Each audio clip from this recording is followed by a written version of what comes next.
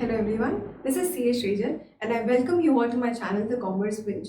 So अपने last lecture में हमने अपने अकाउंटिंग के कुछ और कॉन्सेप्ट को कवर किया था एंड आज अपने अकाउंटिंग कॉन्सेप्ट्स को हम एंड कर देंगे। ठीक है, 4 और कॉन्सेप्ट्स बचे हैं हमारे समझने के लिए, उन सबको समझ के इसको हम एंड कर देंगे आज। ठीक है, चलिए तो फिर बिना टाइम वेस्ट किए स्टार्ट करते हैं। अपना फर्स्ट कॉन्सेप्ट जो आज का है that is conservatism concept. Now as the name suggest, ये बोलता है कि आपको थोड़ा सा कंजर्वेटिव अप्रोच लेकर चलना पड़ेगा।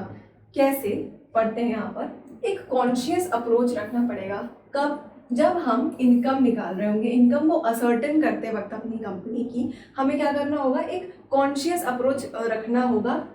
इस चीज के लिए so that the profits of the enterprise are not overstated. Overstated का मतलब क्या होता है कि जो एक्चुअली है उससे ज्यादा नहीं दिखने चाहिए प्रॉफिट्स। मतलब कि एज अ कंपनी मुझे ये ध्यान रखना है कि मेरे जो प्रॉफिट्स हैं वो ही दिखें, फेयर डिस्क्लोजर करना है। क्योंकि बहुत सारे लोगों के जो फाइनेंशियल डिसीजंस हैं, जो इंटरेस्टेड यूजर्स हैं, उनके डिसीजंस मेरे इस प्रॉफिट पे निर्भर करते हैं। जैसे उन्हें मेरी कंपनी में इन्वेस्ट करना है या नहीं करना है, ये सारे डिसीजन। अगर मैं अपना प्रॉफिट ओवरस्टेट करके दिखाऊंगी तो उन्हें गलत पिक्चर प्रेजेंट होगी, है ना, और वो इन्वेस्ट करने के लिए आ सकते हैं मेरे पास, जबकि ये सही बात नहीं होगी। Because my company is may be not in that position actually, but मैं दिखा रही हूँ ऐसा बस।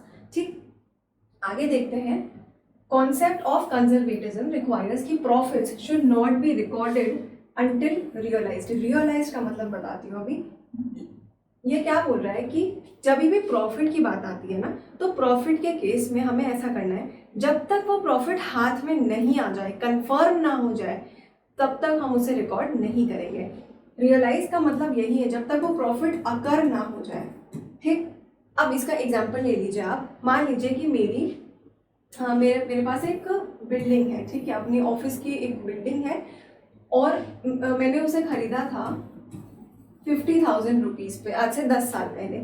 और आज की डेट में जब मैंने देखा कि इस बिल्डिंग की मार्केट वैल्यू क्या है, मान लीजिए मुझे मार्केट वैल्यू पता चली कि इसकी मार्केट वैल्यू हो गई है 10 लाख रुपए। ठीक, अगर हो गई है तो क्या मैं ये सोच लूँ कि अगर कि मेरा को 9,50,000 रुपीज़ का फ़ायदा हो रहा है, ये सोचूंगी क्या मैं कि 50 में खरीदा था और 10 में आज मैं बेच सकती हूँ, तो मुझे 9,50,000 का फ़ायदा हो रहा है? ऐसा तो नहीं है। मैं बेचने जा थोड़ी ना रही हूँ, ये तो मैंने बस मार्केट वैल्यू पता करी उसकी। तो एक्चुअली ये प्रॉफिट अभी हुआ नहीं है मुझे, और इसीलिए इसको मैं रिकॉर्ड नहीं करने वाली हूँ 9,50,000 को। क्यों? क्योंकि मेरे प्रॉफिट्स को ये ज़बरदस्ती ओवरस्टेट कर देगा एंड एक गलत पिक्चर प्रेजेंट करेगा, जबकि मैंने वो बिल्डिंग बेची नहीं है अब तक। समझ में आई होगी बात। फिर लॉसेस की बात करते हैं आगे।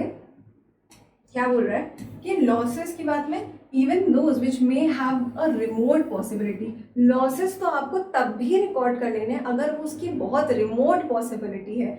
हो सकता है वो ना भी हो, तब भी आपको उसको अपनी बुक्स में दिखाना पड़ेगा। ठीक है, आपको अपने बुक्स में उसको दिखाना पड़ेगा। क्यों? ताकि जो लोग मेरे फाइनेंशियल स्टेटमेंट्स को देख रहे हैं उनके सामने एक क्लियर पिक्चर प्रेजेंट हो कि भैया देखो इतना नुकसान फ्यूचर में हो सकता है। इसका भी एग्जांपल देती हूँ आपको। जैसे मान लीजिए कि बहुत सारी जो फार्मा कंपनीज होती है ना, उनके ऊपर अक्सर लोग लीगल केसेस कर देते हैं, क्योंकि कई बार क्या होता है, उनकी दवाओं से उन्हें कुछ ऐसा नुकसान हो जाता है, इंजरी हो जाती है, जिसके कारण वो केस कर देते हैं उनके ऊपर।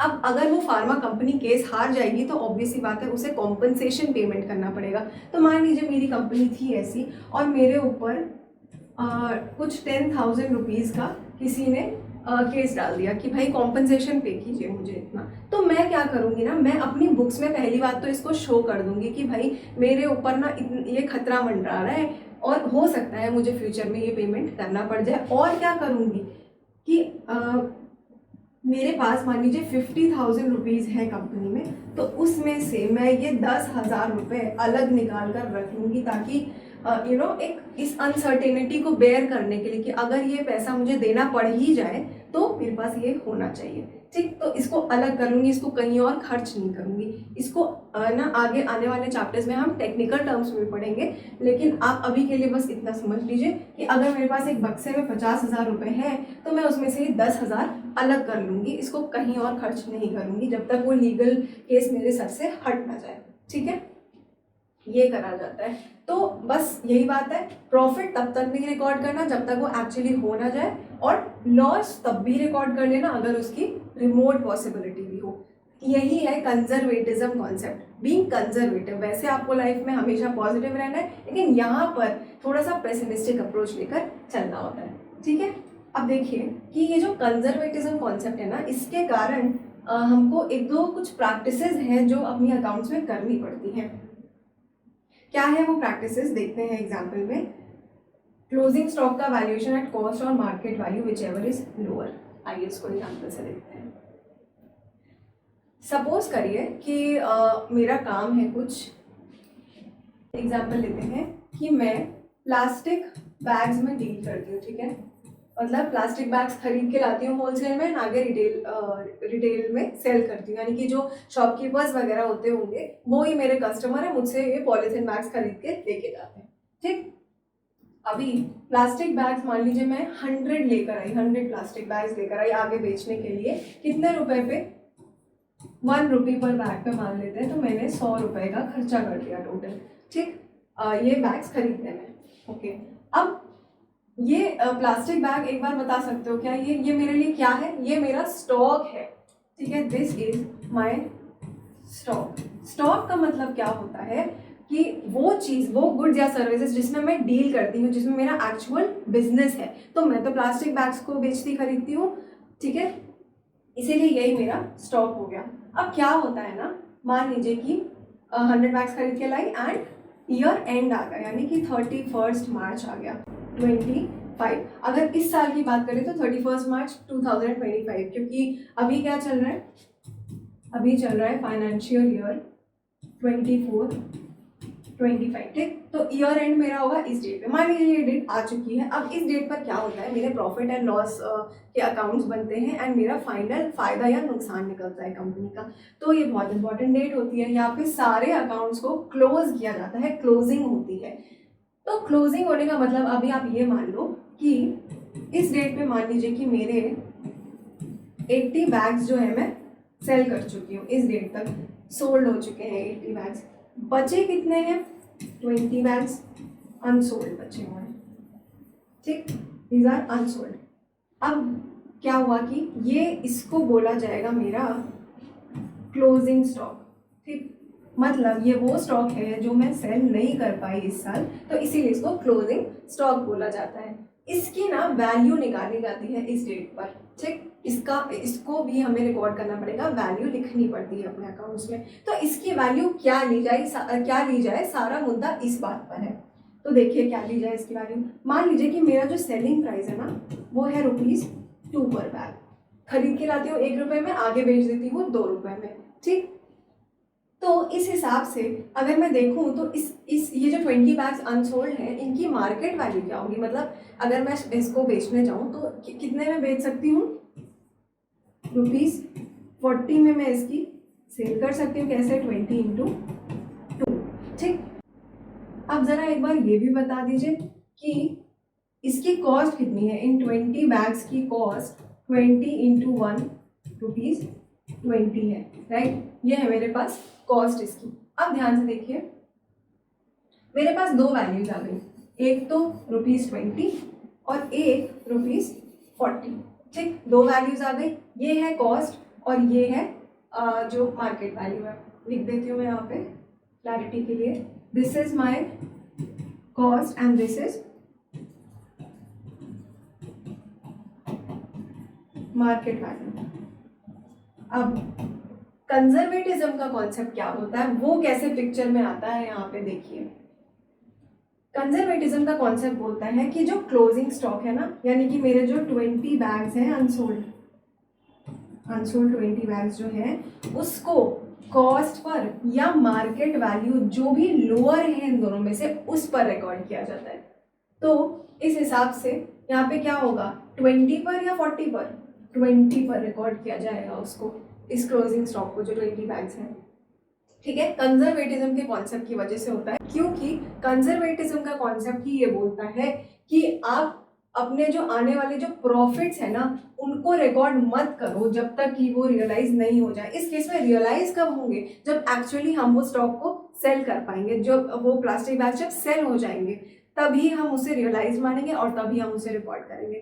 तब तक के लिए हम क्या करेंगे, उसको कॉस्ट पर रिकॉर्ड करेंगे, यानी कि cost and market value which ever is lower पे रिकॉर्ड करेंगे। एक कंजर्वेटिव अप्रोच लेके चलेंगे ताकि किसी भी अनसर्टेनिटी को जो आगे हो सकती है उसे हम अवॉइड कर सकें एंड प्रॉफिट्स जबरदस्ती के ओवर स्टेटेड ना दिखे, एक्चुअल पिक्चर दिखे हमें। ठीक है ना। इसके बाद हम क्या करते हैं, एक थोड़ा सा और ट्विस्टेड एग्जाम्पल इसका ले लेते हैं। ऐसा मान लीजिए यहाँ पे कि क्या हुआ ना, इस 31 मार्च 2025 को क्या हुआ, वैसे तो मेरी सेलिंग प्राइस वॉज 2 रुपीज़, लेकिन सेकेंड एग्जाम्पल में हम क्या बोल रहे हैं कि यहाँ पे मान लीजिए इसी डेट को गवर्नमेंट ने प्लास्टिक बैग्स पर ना बैन लगा दिया। अब बैन लगा दिया जब, तो फिर क्या हुआ कि लोगों ने बोला कि अब हमें भैया कोई प्लास्टिक बैग्स की ज़रूरत नहीं है, हम खरीद के क्या करेंगे उसको। लेकिन मेरे पास तो 20 प्लास्टिक बैग्स पड़े हुए हैं। तो जब मैंने मार्केट में पता किया तो मुझे पता चला कि भाई लोग तो इसको 10 पैसे में ही इसके लिए देने को तैयार है। पर बैग के 10 पैसे ही मुझे मिल पाएंगे, ठीक, ₹10 पैसे ही मुझे मिल पाएंगे बस। तो अब क्या हुआ, यानी कि मैं इन 20 बैग्स को 10 पैसे में ही बेच पाऊंगी, यानी कि सिर्फ मुझे इसके 2 रुपये मिल पाएंगे टोटल मिलाकर। ठीक, तो ये मेरे पास एक वैल्यू हो गई, इसको हाईलाइट कर लेते हैं।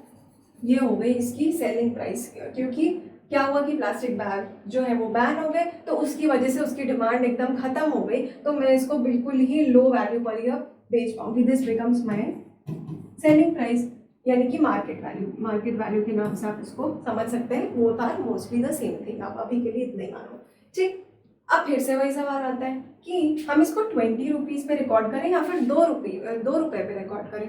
कंजर्वेटिज्म का कॉन्सेप्ट याद करेंगे, क्या बोलता है कि मार्केट वैल्यू या फिर cost which ever is less. यहाँ पे कौन लेस है, मार्केट वैल्यू लेस है। 2 रुपीज़ पे हम रिकॉर्ड कर लेंगे इन 20 बैग्स को। ठीक है, समझ में आई होगी बात। अगेन वही वाला रीज़न है इसका, ताकि बाहर जो लोग हैं, जो मेरे इन्वेस्टर्स, क्रेडिटर्स, सब लोग हैं, इंटरेस्टेड यूजर्स हैं, उन सबको एक क्लियर पिक्चर मिल सके कि भैया इनकी हालत अब उतनी अच्छी नहीं रह गई इनके बिजनेस की, बिकॉज प्लास्टिक बैग्स का बिजनेस है और प्लास्टिक बैग्स ही बैन हो चुके हैं। तो जो इनके पास क्लोजिंग स्टॉक पड़ा हुआ है उसकी वैल्यू खाली 2 रुपये बची है अब। तो मार्केट में बेचने जाएंगे तो 2 ही रुपये मिलेंगे, जबकि पहले 20 से ज़्यादा, 40 तो मिल ही जाते पहले, अब 2 रुपये मिल रहे हैं। समझ में आ गई होगी बात। ठीक, आगे बढ़ते हैं, एक बार देखते हैं क्या लिखा हुआ है। ये बात तो समझ में आ गई, value in closing stock at cost of market value which ever is lower. दूसरी बात क्या बोली है, creating provision for doubtful debts. Example ले लेते हैं छोटा सा, यहाँ पे जल्दी से खत्म हो जाएगा। वही अपना प्लास्टिक बैग्स वाला एग्जाम्पल को कंटिन्यू करते हैं। मान लीजिए कि मैंने क्या किया ना, अपने प्लास्टिक बैग्स की सेल करी एंड 10,000 रुपीज़ की मेरी सेल हुई, 10,000 रुपये की मान लेते हैं। इनमें से 10,000 रुपये में से क्या हुआ ना कि कुछ 7,000 रुपये जो है वो तो मुझे कैश में तुरंत ही दे दिए लोगों ने। ठीक, जो मेरे से प्लास्टिक बैग्स खरीदने आए थे उन्होंने मुझे तुरंत पेमेंट कर दिया उसी टाइम।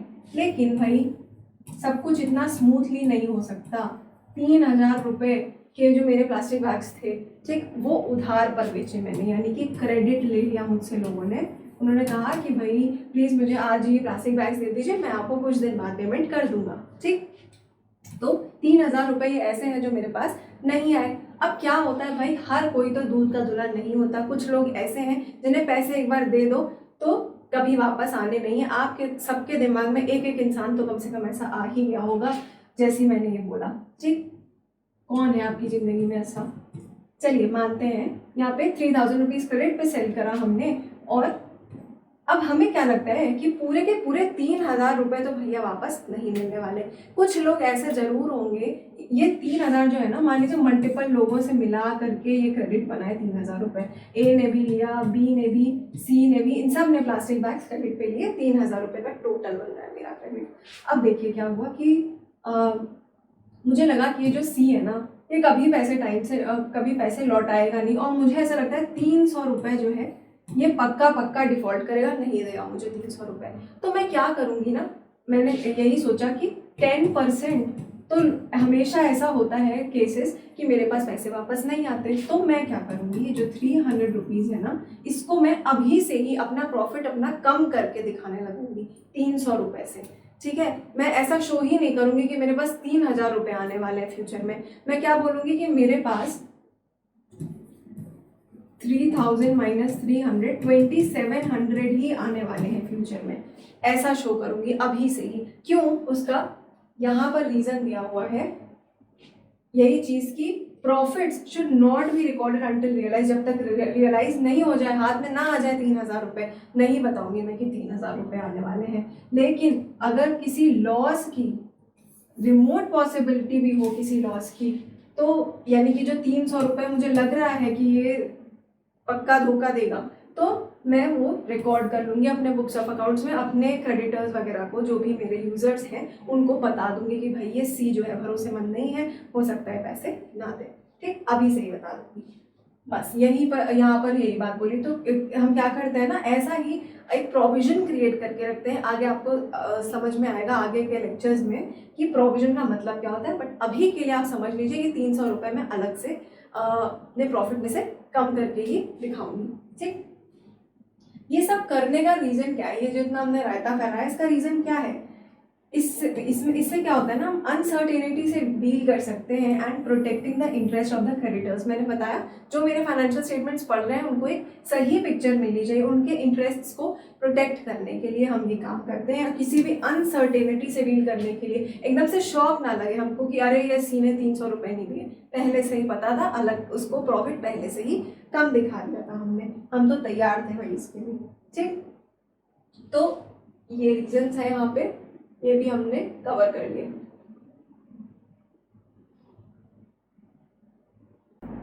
नेक्स्ट आ जाते हैं मटीरियलिटी कॉन्सेप्ट पे। अब मटीरियलिटी कॉन्सेप्ट क्या होता है, फटाक से एक एग्जांपल से समझ लेते हैं। कभी कभार क्या होता है, जैसे देखिए आपका जो सिलेबस है वो बड़ा सिलेबस है काफ़ी, ठीक है, तो आप क्या सोचते हो कि ऐसे जो टॉपिक्स हैं, ऐसे जो चैप्टर्स हैं जहाँ से बहुत ही कम मार्क्स का आना एक्सपेक्टेड है, आप क्या करते हो, या तो उसको आप लास्ट के लिए रख लेते हो कि इसको लास्ट में पढ़ेंगे, ठीक है, या फिर आप उसमें गोलाई दे देते हो, मतलब पढ़ते ही नहीं, उसको छोड़ के चले जाते हो। ठीक, बस वही बात बोलता है मटीरियलिटी कॉन्सेप्ट कि क्या चीज़ मटीरियल है, इम्पॉर्टेंट है, उस पर फोकस किया जाए एंड बाकी चीज़ों को आप इग्नोर कर सकते हो। क्या बोलता है देखते हैं यहाँ पे, accounting should focus on material facts only and efforts should not be wasted recording and presenting facts जो कि इमटीरियल है। भाई उस पर एफर्ट्स क्यों लगाए जो चीज़ें इमटीरियल है। अब जो ये बोल रहे हैं हम मटीरियल इमटीरियल, इसका मतलब क्या है ये देखते हैं। मटीरियलिटी कैसे डिसाइड होगी कि भाई ये चीज़ इंपॉर्टेंट है तो इसको रिकॉर्ड करा जाए, देखिए कैसे होगी। मटीरियलिटी किस पर डिपेंड करती है, नेचर एंड अमाउंट इन्वॉल्व। भाई अगर बहुत बड़ा अमाउंट है किसी चीज़ का तो वो तो चीज़ ऑब्वियसली इंपॉर्टेंट हो जाती है, ठीक है, या फिर कोई नेचर का मतलब क्या है कि वो चीज़ हमारे बिजनेस के लिए बहुत इंपॉर्टेंट है, भले वो उसकी वैल्यू मतलब अमाउंट्स में ज़्यादा नहीं है, बट वो चीज़ मेरे बिजनेस के लिए इंपॉर्टेंट है, the nature is very important. तो वो बात करी जा रही है यहाँ पे, उसको भी हम रिकॉर्ड करेंगे क्योंकि वो मटीरियल मान रहे हैं हम। तो it's about the value as well as the nature. Any fact would be considered as material अगर हम ये मानते हैं कि अगर ये इन्वेस्टर्स को या फिर जो बाहर क्रेडिटर्स हैं मेरे, उनको पता चल जाएगा तो वो उनका जो डिसीजन है मेरे फाइनेंशियल स्टेटमेंट्स को लेकर वो चेंज हो सकता है। क्या बोला मैम, कुछ समझ नहीं आया। देखिए क्या है इसका मतलब कि कोई ऐसी इंफॉर्मेशन है ये जिसके चलते मेरे जो इंटरेस्टेड यूजर्स हैं, जो मेरे इन्वेस्टर्स हैं, क्रेडिटर्स हैं, उनका मुझे लेकर ओपिनियन ही बदल जाए उस इंफॉर्मेशन को लेकर, तो वो इंफॉर्मेशन को मटेरियल माना जाएगा। जैसे मान लीजिए मैंने अपना प्रॉफिट दिखा दिया 2 करोड़ रुपए, ठीक, प्रॉफिट दिखाया, अब उनको ये ल्यूक्रेटिव लग रहा है, जो इन्वेस्टर्स हैं उनको लग रहा है कि भाई इनकी कंपनी अच्छी है, इसमें इन्वेस्ट करते हैं। लेकिन मैंने ये बात छुपा ली कि मेरी कंपनी के ऊपर कुछ 1 करोड़ रुपए का तो केस ही चल रहा है, और अगर मैं वो हार गई तो ऑब्वियसली आई हैव टू पे अ कॉम्पनसेशन ऑफ 1 करोड़ रुपीज़, तो मेरा प्रॉफिट तो कम हो जाएगा अच्छा खासा। तो हो सकता है कि ये जानने के बाद वो उसमें इन्वेस्ट ना करते, तो ये इंफॉर्मेशन मटीरियल हो गई, राइट। It has the potential to change the decision of the financial users, ठीक है। तो ये ऐसे ही आपको डिसाइड करना है कि कोई चीज़ मटीरियल है या नहीं है। कि अगर वो डिसीजन को चेंज करने की पावर रखती हो। ठीक, समझ में आया होगा। अब इसका फटाक से एग्जाम्पल देख लेते हैं हम लोग क्या बोल रहे हैं। कि सबसे पहले एग्जाम्पल देखते हैं क्या चीज़ मटेरियल नहीं होती अक्सर।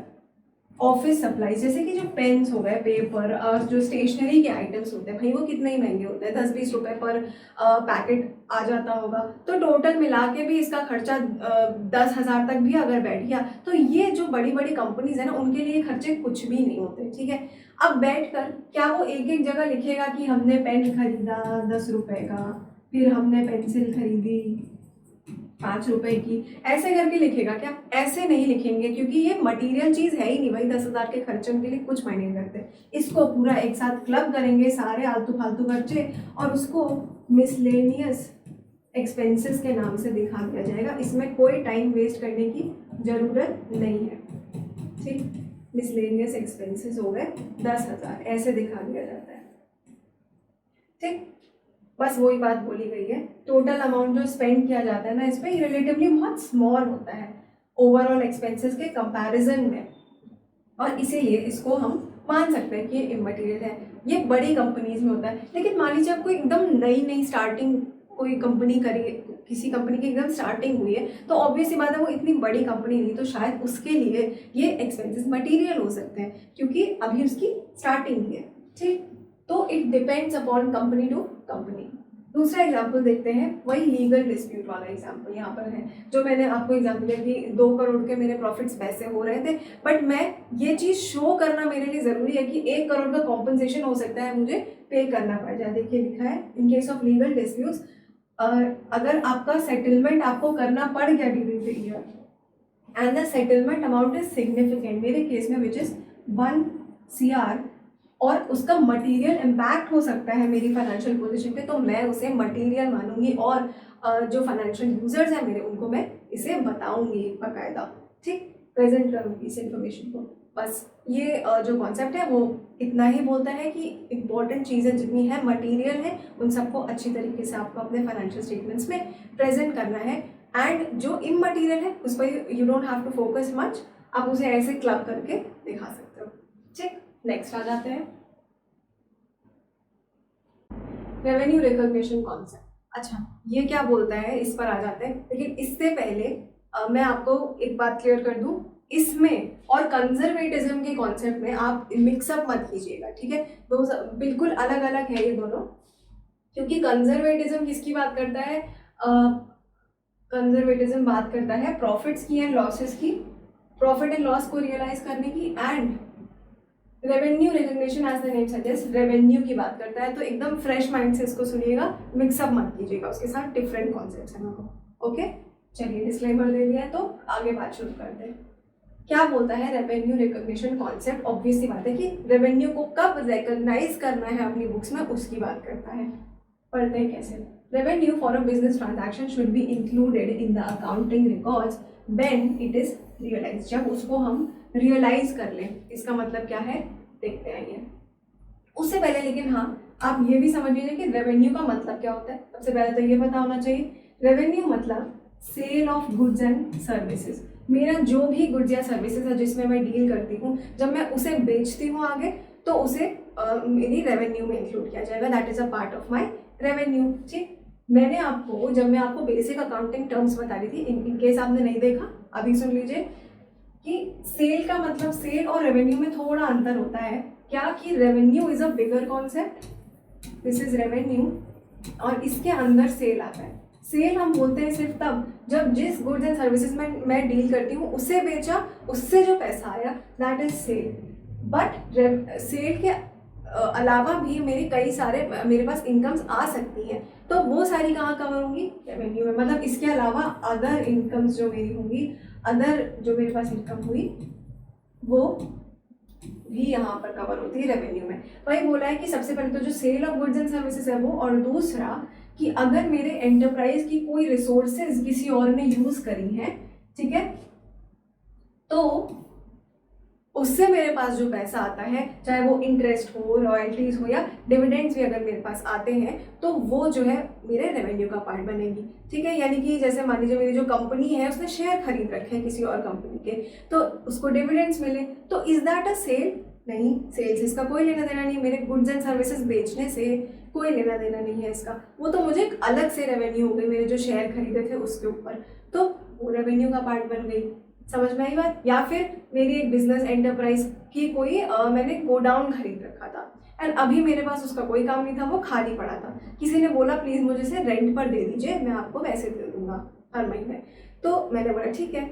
अब जो रेंट आई वो भी sale of goods and services तो नहीं है, क्या है वो अदर इनकम का पार्ट है, तो इसीलिए उसको भी हम रेवेन्यू का पार्ट मानते हैं। समझ में आ गया रेवेन्यू क्या है? कोई भी sale of goods and services and उसके अलावा जो भी पैसे हाथ में आए वो रेवेन्यू कहलाएगा। ठीक, चलिए ये क्लियर हुआ।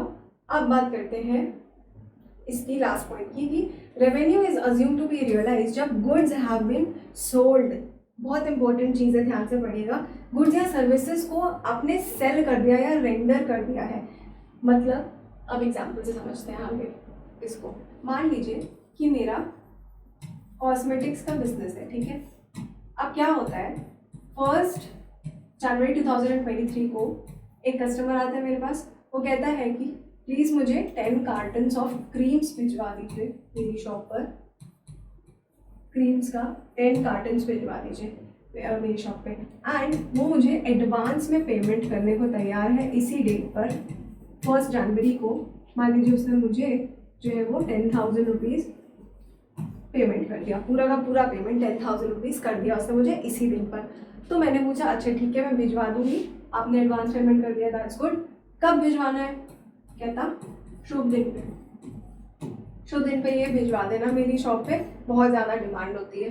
ठीक, चलिए ये भी बात समझ में आई कि 14 फरवरी को मुझे उसके यहाँ पर ये कार्टन्स भिजवाने हैं। ओके, अब यहाँ पर मतलब कि एक्चुअली जो मेरी सेल है ना वो हमेशा हम इस दिन पर मानेंगे, 14 फरवरी को मेरी सेल मानी जाएगी। क्यों? क्योंकि मैंने अपना जो प्रॉमिस है, मेरा जो गुड्स है वो मैंने कब उसको डिलीवर किया, वो डिलीवरी जो है ना वो गुड्स मैंने डिलीवर किया है 14 फरवरी को, ना कि 1 जनवरी को। इस दिन क्या हुआ था, इस दिन तो मुझे सिर्फ इससे कैश रिसीव हो गया था, लेकिन मैंने तो अपना जो डिलीवरी है वो तो मैंने 14 फरवरी को कर पाई ना उसको। तो इसीलिए मेरी जो सेल है यहाँ पर वो रेवेन्यू रिकॉग्निशन कॉन्सेप्ट के अकॉर्डिंग कब मानी जाएगी?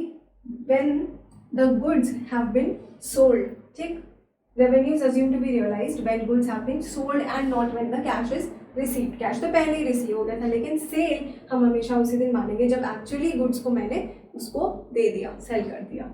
ठीक है, अच्छा इसके साथ में एक और केस हो सकता है क्या, कि यही कस्टमर मेरे पास आए लेकिन उन्होंने मुझे कोई एडवांस पेमेंट नहीं किया। इन्होंने बोला भाई 14 फरवरी को मेरे दुकान पर जो है ये 10 कार्टन्स आप पहुंचा देना, लेकिन मैं ना आपको पेमेंट जो है वो 15 मार्च को कर पाऊंगा। सॉरी, पेमेंट जो है वो 15 मार्च को कर पाऊंगा, अभी तो पैसे नहीं है। यानी कि ये मुझे थोड़ा सा डिलेड पेमेंट कर रहे हैं, तुरंत नहीं कर पाए पेमेंट, ना एडवांस में एंड ना ही 14 फरवरी को कर पाएंगे, बाद में करेंगे। ठीक, तो अब मैं सेल किस डेट को मानूंगी, इस डेट को मानूंगी या फिर इस डेट को मानूंगी? अभी भी मैं सेल इसी डेट को मानूंगी। क्यों? क्योंकि मैंने डिलीवर तो इस दिन पे कर दिया ना, इससे फर्क नहीं पड़ता कि मेरे पास कैश कब आ रहा है। कैश भले इस दिन आया मेरे पास, कोई फर्क नहीं पड़ता, इससे फर्क किससे पड़ता है कि मैंने गुड्स किस दिन डिलीवर किए। बस ये बात आपको ध्यान रखनी है, गुड्स या सर्विसेज कुछ भी हो सकता है। ठीक है, वही बात यहाँ पर बोली गई है कि revenues assume to be realised when goods have been sold और सर्विस हैव बीन रेंडर्ड। फिर लास्ट लाइन क्या है कि इसीलिए क्रेडिट सेल्स को रेवेन्यू ट्रीट कर लिया जाता है on the day the sales are made and not when the money is received. जो मेरा यहाँ पर एग्जाम्पल था 14 फरवरी treated as revenue on the day sales are made, यानी कि 14 फरवरी and not when the money is received. ठीक, बस इतनी सी बात ये बोलता है यही कंक्लूजन में कि रेवेन्यू को किस दिन रिकॉग्नाइज करना चाहिए, जब मेरी सेल हो जाती है गुड्स या सर्विसेज की, उसी दिन। ठीक, कब पैसा आया उससे फर्क नहीं पड़ता, इन कंक्लूजन यही बोलता है। ठीक, नेक्स्ट पर आ जाते हैं। ऑब्जेक्टिविटी कॉन्सेप्ट आज का लास्ट कॉन्सेप्ट है ये, तो इसके बाद हमारे सारे कॉन्सेप्ट खत्म हो जाएंगे। बहुत सिंपल सी बात बोल रहा है, देखिए Accounting transactions should be recorded in an objective manner, free from the bias of the accountants and others. देखिए मान लीजिए क्या हुआ कि एक कैशियर बैठा हुआ है, एक जगह पर, ठीक है, कोई शॉपिंग कॉम्प्लेक्स है, वहाँ पर एक कैशियर बैठा है, उसके पास कस्टमर आया अपना सारा सामान लेके कि भाई इसका टोटल कर दो, 10,000 हुआ उसका टोटल, ठीक है, यानी कि सेल जो है वो 10,000 की हुई। अब उसने क्या किया, गलती से कंप्यूटर में फीड कर दिया 1,000 रुपीज़, ठीक है, गलती से उसने कंप्यूटर में 1,000 रुपीज़ लिख दिया, एंड जो बिल बनाया हैंड रिटन उसमें सब कुछ प्रॉपरली लिखा, ठीक, 10,000 रुपीज़ का टोटल उसमें प्रॉपरली लिखा, बट कंप्यूटर में फीड करते टाइम वो गलत हो गया, 1,000 रुपीज़ लिख गया उसमें। तो अब क्या होगा यहाँ पर, ये इससे रिजल्ट डिफरेंट आएंगे ना, गलत हो गया ये चीज़। तो यहाँ पर इसको प्रिवेंट करने के लिए क्या होता है, यही है ऑब्जेक्टिविटी कॉन्सेप्ट आया है कि किसी का भी बायस ना लग सके इसके ऊपर, ठीक है। The account should be objective, जो है वही दिखे, ऑब्जेक्टिव मैनर में प्रेजेंट होना चाहिए। इसके लिए क्या है, यही एविडेंसेस काम आते हैं इसके लिए कि जब बाद में बिल्स की चेकिंग होगी, ठीक है, बिल्स को देखा जाएगा और मैच किया जाएगा यहाँ जो कंप्यूटर में फीड है उससे, तो तब पता चल जाएगा कि भाई ये सेल तो गलत रिकॉर्ड हुई थी। तो ये हमारा ऑब्जेक्टिविटी कॉन्सेप्ट बोलता है कि सब कुछ सही तरीके से रिकॉर्ड होना चाहिए। फाइनेंशियल स्टेटमेंट्स जो है वो ऑब्जेक्टिव होने चाहिए एंड रिलायबल डेटा पर बेस्ड होने चाहिए, ठीक है। The data should be reliable data होना चाहिए एंड ऑब्जेक्टिव होना चाहिए। ये कैसे पॉसिबल है, when each of the transaction is supported by verifiable documents और वाउचर्स। सिंपल सी बात है, वाउचर्स क्या होंगे, ये जो बिल्स वगैरह आपको मिलते हैं किसी चीज़ के, ठीक है, कभी आपने ओला या उबर से आप कहीं गए हो तो आपके फ़ोन पर ना उसका बिल आ जाता है उसी ऐप पर। तो ये सारी क्या चीज़ें हैं, यही है सपोर्टिंग एविडेंसेस जिनकी हेल्प से हम बाद में अपने अकाउंट्स को एकदम सही मैच करा सकते हैं। बस सिंपल सी बात यही बोली है और कुछ नहीं है इसमें। तो हमारे ये सारे कॉन्सेप्ट्स कंप्लीट हो चुके हैं आज, एंड मेरा प्लान है कि मैं आगे आपको इन सारे कॉन्सेप्ट्स की एक छोटी सी समरी एक वीडियो में बना कर दे दूँ। So if you are interested you can comment and I will make the video soon, ठीक है। उससे क्या होगा ना, आपके सारे के सारे कॉन्सेप्ट्स एक बार रिकलेक्ट हो जाएंगे एक ही वीडियो में, ठीक है। सो आगे के अपने वीडियोस में हम अपना जर्नल एंट्रीज वाला चैप्टर स्टार्ट करेंगे, यानी कि जो चैप्टर 3 है उसको स्टार्ट करेंगे, ठीक है। So stay tune for the next lecture, and please अगर आपको ये वीडियो पसंद आया हो, if you found it helpful, please share it with your friends, please subscribe to my channel and like the video. Thank you so much.